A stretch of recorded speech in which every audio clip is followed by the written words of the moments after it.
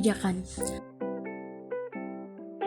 Menurut Kamus Besar Bahasa Indonesia, kebijakan merupakan rangkaian konsep dan prinsip yang menjadi dasar dari pedoman dan rencana pelaksanaan pekerjaan, kepemimpinan, dan perilaku. Kebijakan dapat ditemui di banyak tempat, seperti di pemerintahan, organisasi, dan sekelompok sektor swasta, bahkan individu. Kebijakan berbeda dengan aturan dan hukum. Jika hukum dapat dipaksakan atau dilarang suatu perlakuan atau perilaku tertentu, maka kebijakan ini hanyalah berupa panduan untuk bertindak. Nung Muhajir mengatakan bahwa kebijakan adalah salah satu usaha untuk menyelesaikan masalah sosial.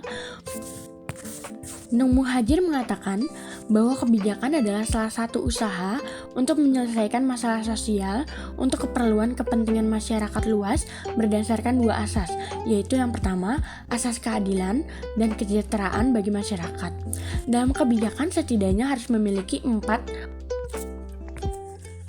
Menurut Nung Muhajir, kebijakan adalah salah satu usaha untuk menyelesaikan masalah sosial untuk keperluan kepentingan masyarakat luas berdasarkan dua asas, yaitu asas keadilan dan asas kesejahteraan bagi masyarakat.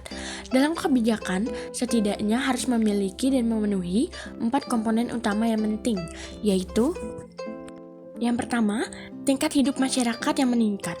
Yang kedua, terjadi keadilan yang seadil-adilnya. Yang ketiga, diberikan peluang aktif untuk masyarakat untuk turut berpartisipasi dalam musyawarah.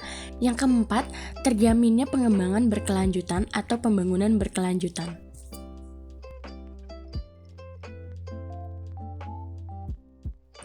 Profesionalisme guru.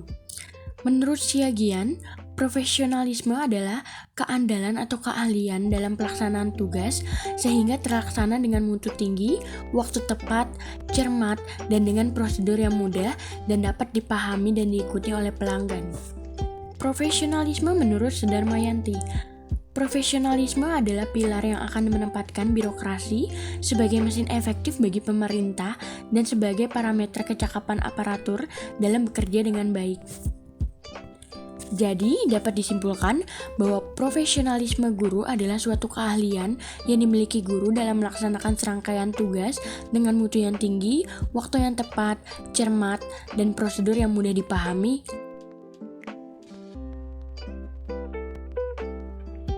Tujuan profesionalisme guru.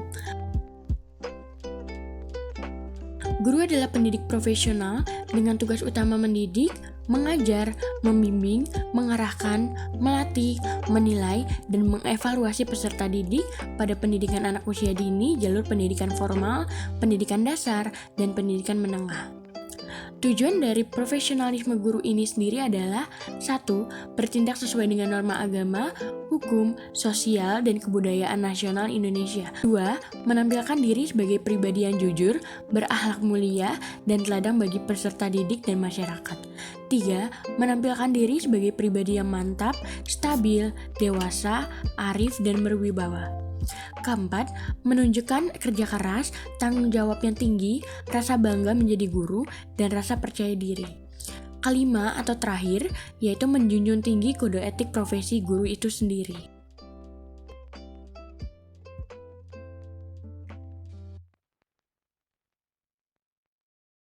Pemirsa, keterbatasan fisik bukan alasan bagi seseorang untuk tidak maju dan meraih prestasi. Seorang guru tunanetra meraih berbagai prestasi luar biasa karena keteguhan tekadnya. Ia membuka sekolah bagi anak penyandang disabilitas agar mereka mendapat pendidikan yang layak.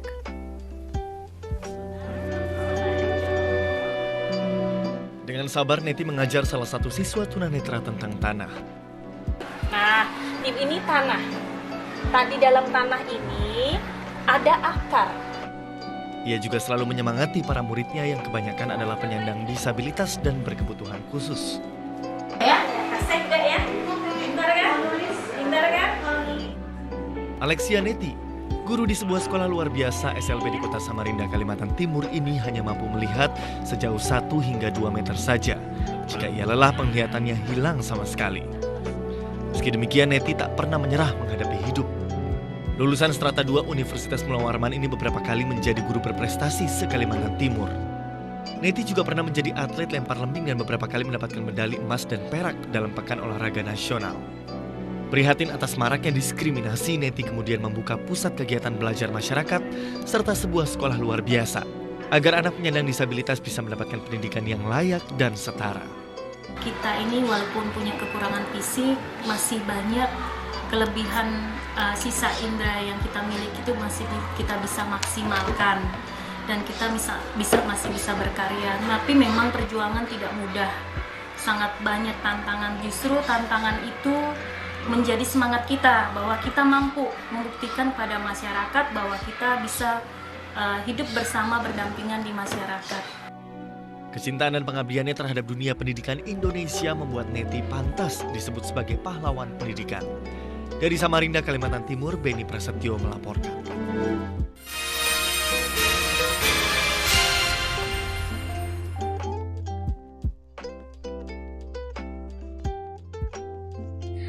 Luar biasa sekali ya, sangat terharu ini saya ya. Dan ini benar-benar inspiratif khususnya untuk kita selaku mahasiswa PGSD calon pendidik bangsa ya, anak-anak bangsa kita ya, yang masih mempunyai semangat yang tinggi untuk berinovasi, untuk berkarya.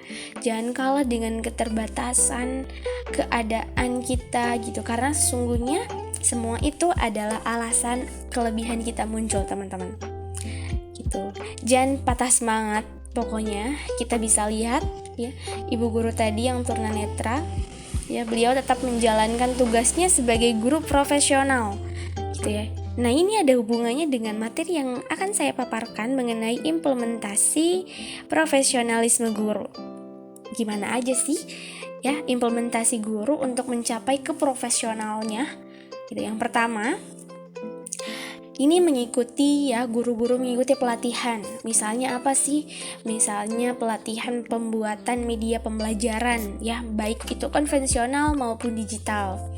Karena media yang baik itu adalah media yang tepat digunakan untuk anak ya. Meskipun medianya bagus gitu ya, tapi tidak tepat untuk anak, tidak sesuai dengan kebutuhan anak, maka itu percuma. Ya. Nah, kemudian yang kedua adalah menerapkan model pembelajaran project based learning. Kenapa sih demikian? Kenapa project based learning? Karena pembelajaran ini merupakan pembelajaran proyek gitu ya. Nah, di sini juga menerapkan pembelajaran otentik yang akan memberikan pengalaman pembelajaran bermakna untuk anak. Seperti itu, banyak yang bisa dilakukan oleh anak ketika kita menerapkan model pembelajaran ini, insya Allah. Nah, kemudian yang selanjutnya, pengalaman mengajar relatif lama. Di sini dipercaya ya bahwa lamanya mengajar guru, artinya banyak juga nih pelatihan-pelatihan yang sudah beliau lakukan, ikuti gitu, sehingga bisa diterapkan dalam proses pembelajaran, seperti itu. Nah, kemudian selanjutnya adalah guru memiliki kualifikasi akademik, kompetensi, dan sertifikat.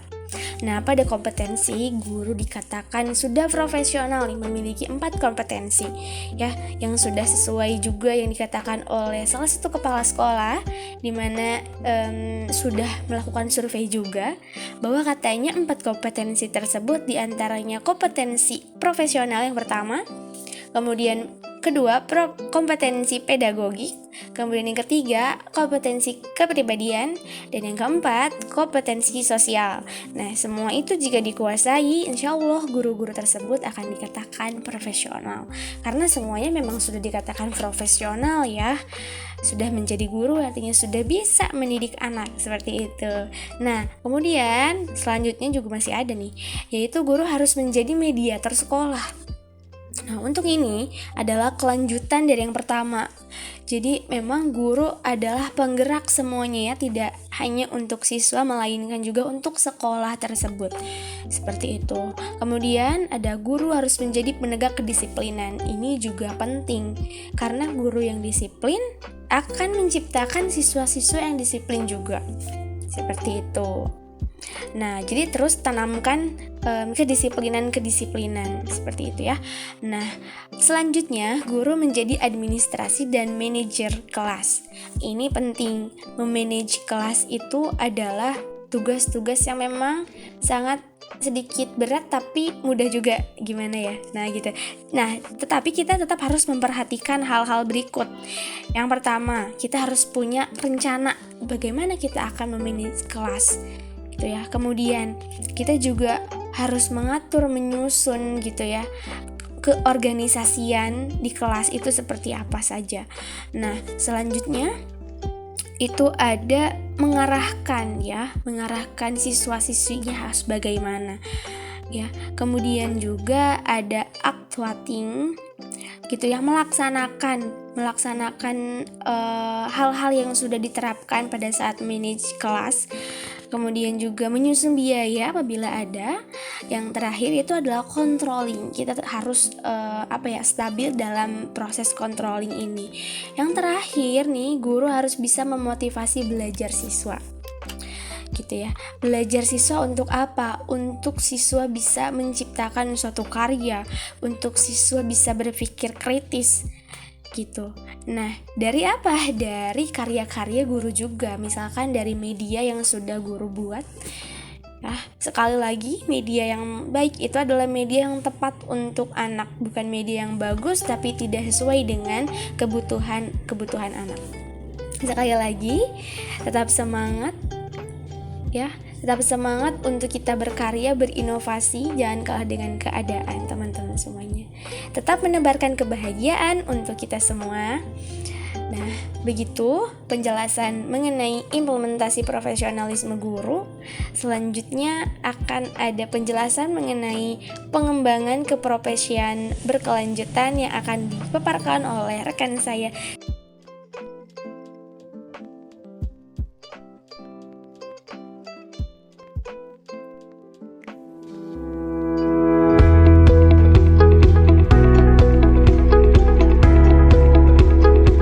Pengembangan keprofesian berkelanjutan atau PKB penting diikuti oleh guru. Bagi yang tidak melaksanakannya, ada konsekuensi yang bakal diterima, yaitu tidak mempunyai angka kredit untuk pengembangan profesi. Kasih Pembinaan GTK SMP Dinas Pendidikan dan Kebudayaan Kabupaten Tasikmalaya, Edi Rohadiat, mengatakan kendati dari unsur-unsur lainnya seperti merencanakan tugas pembelajaran, melaksanakan pembelajaran, hingga evaluasi terpenuhi, tapi minus pengembangan diri melalui PKB, guru tidak bisa naik pangkat. Andaikan guru tidak melaksanakan PKB, konsekuensinya dia tidak bisa mempunyai angka kredit dari kegiatannya. Artinya tidak memiliki angka kredit untuk unsur pengembangan profesi. Sekalipun mungkin dari unsur utama pelaksanaan KBM, melaksanakan 4 macam tugas pokok, merencanakan pembelajaran, kemudian melaksanakan program pembelajaran, menilai dan mengevaluasi pembelajaran, serta menindaklanjuti hasil penilaian, itu merupakan tugas pokoknya. Mungkin sudah bertahun-tahun bisa terkumpul angka kreditnya dari unsur itu, unsur utama tersebut, mungkin juga melampaui target yang diharapkan untuk naik pangkat. Akan tetapi kalau tidak ada unsur dari pengembangan profesi, itu tidak bisa naik pangkat. Jadi syarat utama pengembangan profesi itu harus dilakukan oleh guru. Berdasarkan analisis dari hasil uji kompetensi, kemudian dipetakan dalam modul, ada misalnya yang modul merahnya 1, 2, atau 5. Maka yang merahnya itu yang menjadi sasaran substansi untuk pengembangan profesinya. Setelah itu melakukan kegiatan yang ditentukan struktur programnya, dan di akhir post-test, apakah mencapai target 80 atau tidak. Kalau mencapai 80, maka rapor merahnya akan menjadi hitam. Edi menegaskan, semua guru, baik PNS atau non-PNS, wajib mengikuti pengembangan keprofesian berkelanjutan. Bukan semata untuk kenaikan pangkat, tapi yang paling penting adalah peningkatan kompetensi. Peningkatan kompetensi, terus ada penyetandaran kan, ada standar minimal yang harus capai tadi. Ya, ditentukan dari pusat itu, misalnya hasil uji kompetensinya bahasa Inggrisnya harus 80 untuk guru yang sudah dinyatakan memiliki sertifikat pendidik. Di Kabupaten Tasikmalaya, tahun ini ada 991 guru, mulai guru TK sampai guru SMP yang mengikuti PKB melalui peningkatan kompetensi pembelajaran berbasis zonasi. PKB wajib diikuti semua guru, bukan semata demi kenaikan pangkat, tapi meningkatnya kualitas hasil pembelajaran peserta didik.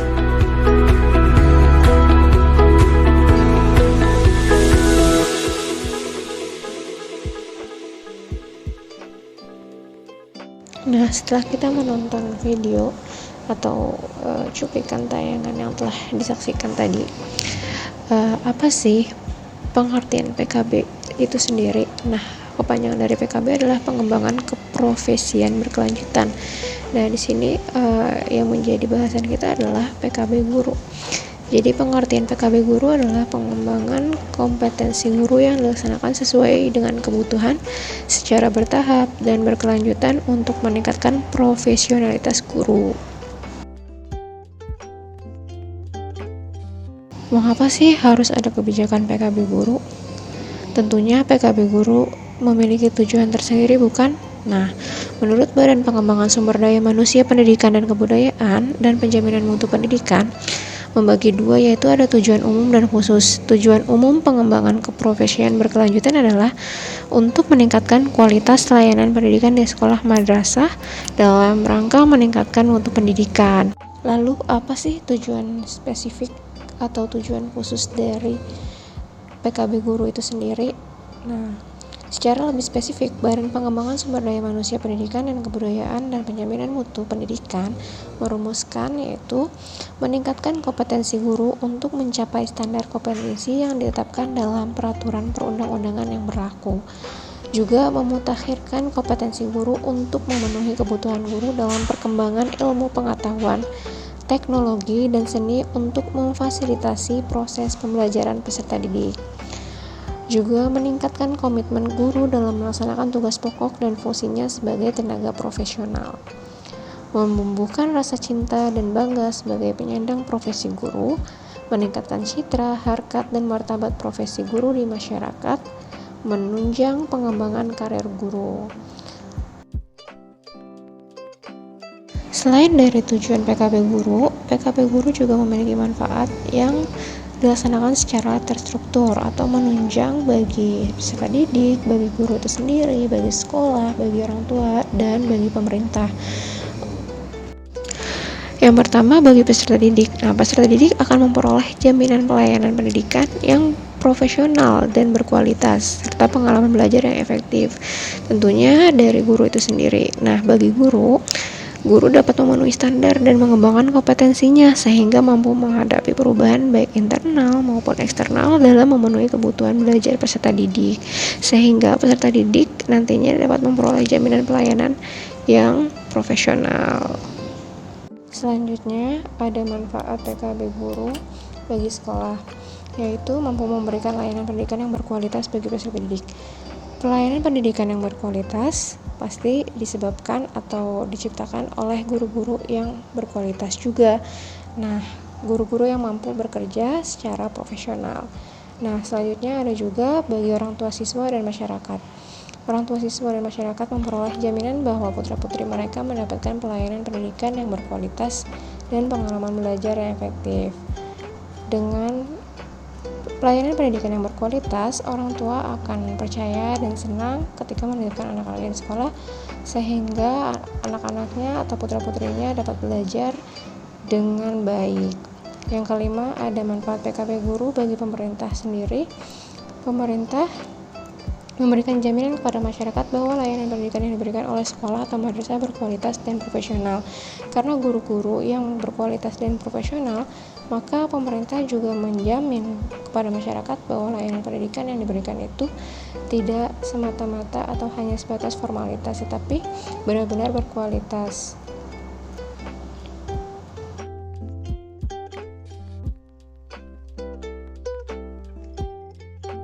Nah, teman-teman, agar pelaksanaan PKB guru ini dapat mencapai tujuan yang diharapkan, maka pelaksanaannya harus didasarkan pada prinsip. Nah, prinsip apa saja sih yang harus dijalankan Yang pertama, setiap guru berhak mendapat kesempatan dan wajib mengembangkan diri secara teratur, sistematis, dan berkelanjutan sesuai dengan kebutuhan pengembangan profesinya. Yang kedua, selain guru, sekolah wajib menyediakan kesempatan kepada setiap guru untuk mengikuti program pengembangan keprofesian berkelanjutan ini sesuai dengan Peraturan Menteri Negara Pemberdayaan Aparatur Negara dan Reformasi Birokrasi Nomor 16 Tahun 2009. Nah, kenapa sekolah itu wajib menyediakan? Karena untuk menghindari kemungkinan pengalokasian kesempatan pengembangan yang tidak merata. Nah, maka proses perencanaan program pengembangan keprofesian berkelanjutan ini harus dimulai dari sekolah itu sendiri. Yang ketiga, guru yang tidak memperlihatkan peningkatan kompetensi setelah diberi kesempatan untuk mengikuti program pengembangan keprofesian berkelanjutan. Nah, dimungkinkan nantinya guru ini akan diberikan sanksi sesuai dengan peraturan yang berlaku. Sanksi tersebut tidak berlaku bagi guru saja. Jika sekolah tidak dapat memenuhi kebutuhan guru untuk melaksanakan program pengembangan keprofesian berkelanjutan ini, maka sekolah juga akan terkena sanksinya. Nah, yang keempat, guru harus terlibat secara aktif dalam perencanaan, pelaksanaan, dan sebagai salah satu sumber informasi kegiatan monitoring dan evaluasi program pengembangan keprofesian berkelanjutan, sehingga terjadi perubahan pada dirinya yang berkontribusi pada peningkatan kualitas layanan pendidikan di sekolah. Yang kelima, pengembangan keprofesian berkelanjutan harus berkontribusi dalam mewujudkan visi misi dan nilai-nilai yang berlaku di sekolah atau kabupaten kota. Oleh karena itu, kegiatan pengembangan keprofesian berkelanjutan ini harus menjadi bagian integral dari rencana pengembangan sekolah dalam melaksanakan peningkatan mutu pendidikan. Nah, yang keenam juga sedapat mungkin kegiatan pengembangan keprofesian berkelanjutan ini dilaksanakan di sekolah atau kelompok kerja guru atau musyawarah guru mata pelajaran atau musyawarah guru bimbingan dan konseling bersama-sama dengan sekolah lain, sehingga mengurangi dampak negatif pada layanan pendidikan karena guru meninggalkan sekolah. Nah, teman-teman, dalam kegiatan PKB guru itu sendiri juga memiliki unsur-unsur. Menurut Peraturan Menteri Negara Pendayagunaan Aparatur Negara dan Reformasi Birokrasi Nomor 16 Tahun 2009, unsur kegiatan pengembangan keprofesian berkelanjutan meliputi pengembangan diri, publikasi ilmiah, dan karya inovatif. Nah, apa yang dimaksud dengan pengembangan diri? Pengembangan diri merupakan suatu kegiatan yang berupaya untuk meningkatkan profesionalisme guru agar memiliki kompetensi sesuai dengan peraturan perundang-undangan atau kebijakan tentang pendidikan nasional serta perkembangan ilmu pengetahuan teknologi dan atau seni. Jadi pengembangan diri ini terbentuk dari guru itu sendiri. Bagaimana guru berupaya untuk mengembangkan skillnya atau mengembangkan profesionalisme dirinya sebagai guru. Nah, yang kedua, apa yang dimaksud dengan publikasi ilmiah? Nah, ilmiah adalah karya tulis ilmiah yang telah dipublikasikan kepada masyarakat, baik masyarakat pendidikan maupun masyarakat umum, sebagai bentuk kontribusi guru terhadap peningkatan kualitas proses pembelajaran di sekolah dan pengembangan dunia pendidikan secara umum. Nah, publikasi ilmiah ini juga mencakup 3 kelompok, yaitu ada presentasi pada forum ilmiah, ada publikasi ilmiah berupa hasil penelitian atau gagasan ilmu, juga ada publikasi buku teks pelajaran atau buku pengayaan dan buku pedoman guru. Nah, selanjutnya apa yang dimaksud dengan karya inovatif? Karya inovatif adalah karya yang bersifat pengembangan, modifikasi, atau penemuan baru sebagai bentuk kontribusi guru terhadap peningkatan kualitas proses pembelajaran di sekolah dan pengembangan dunia pendidikan, sains atau teknologi, dan seni.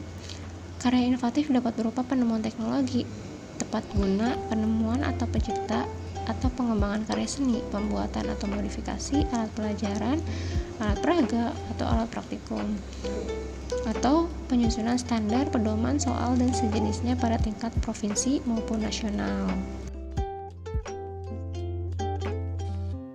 Dari pengertian PKB guru, tujuan PKB guru, manfaat, serta unsur-unsur kegiatan pada PKB guru itu sendiri pasti menimbulkan pertanyaan, bagaimana pengimplementasian PKB guru itu sendiri, bagaimana pelaksanaan PKB guru sendiri.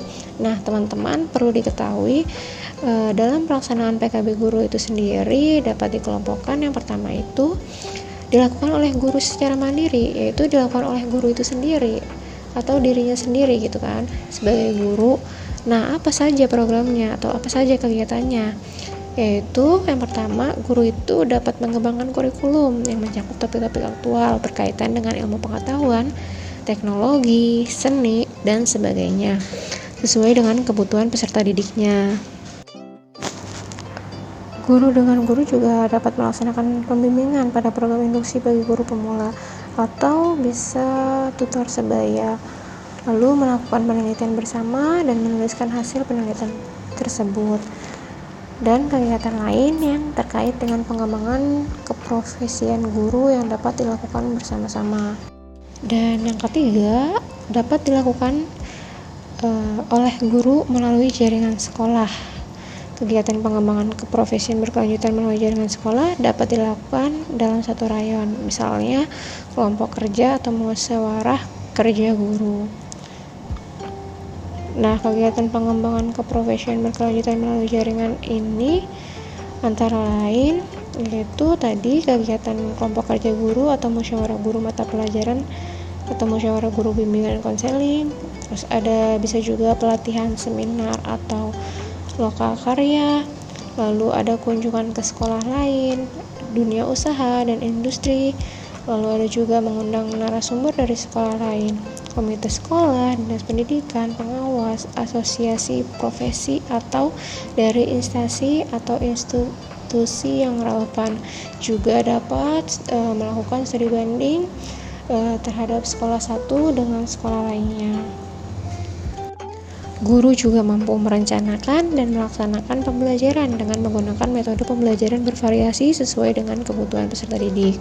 Di sini guru dituntut untuk kreatif ya, dan mencari berbagai referensi agar pembelajaran itu bervariasi dan anak tidak mudah jenuh atau bosan dalam belajar. Guru juga mampu mengevaluasi dan menganalisis hasil belajar peserta didik yang dapat menggambarkan kemampuan peserta didik secara nyata. Guru mampu menganalisis dan mengembangkan model pembelajaran berdasarkan umpan balik yang diperoleh dari peserta didik.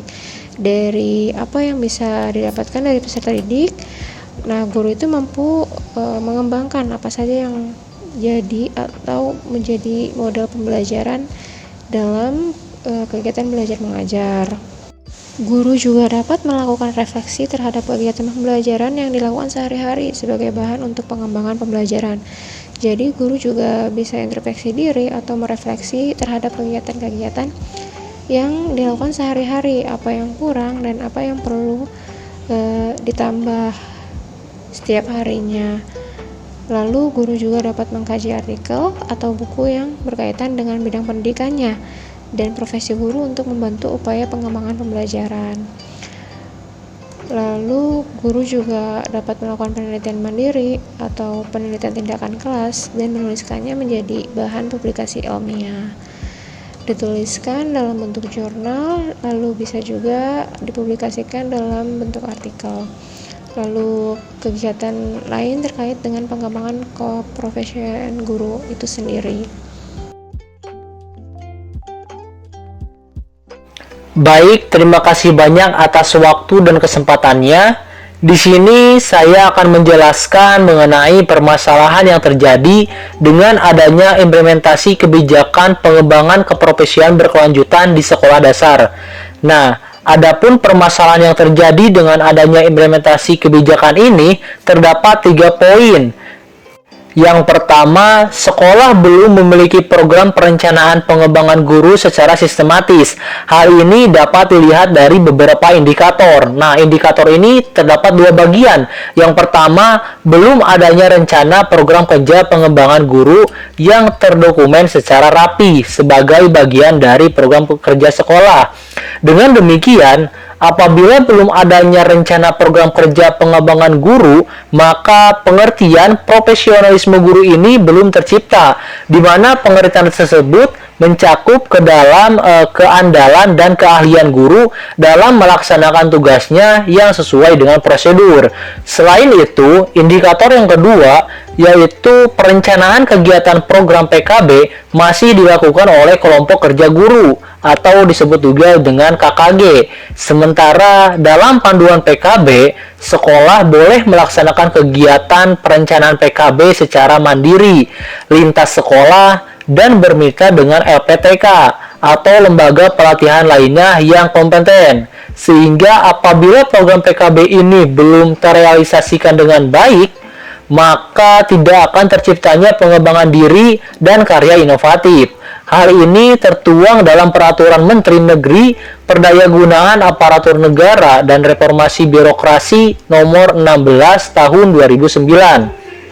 Selanjutnya, permasalahan yang terjadi dengan adanya implementasi ini yang kedua, yaitu sekolah belum memiliki struktur organisasi PKB. Hal ini menunjukkan bahwa unsur-unsur yang terlibat di dalam penyelenggaraan pendidikan pada sekolah dasar belum memiliki kesadaran dan pemahaman yang komprehensif akan pentingnya dan strategisnya program PKB bagi pengembangan kompetensi guru dan mutu sekolah secara luas, sehingga akan berdampak kepada guru yang tidak dapat memenuhi standar dan pengembangan kompetensinya. Dengan demikian, guru tidak akan mampu menghadapi perubahan baik dalam internal maupun eksternal dalam memenuhi kebutuhan belajarnya.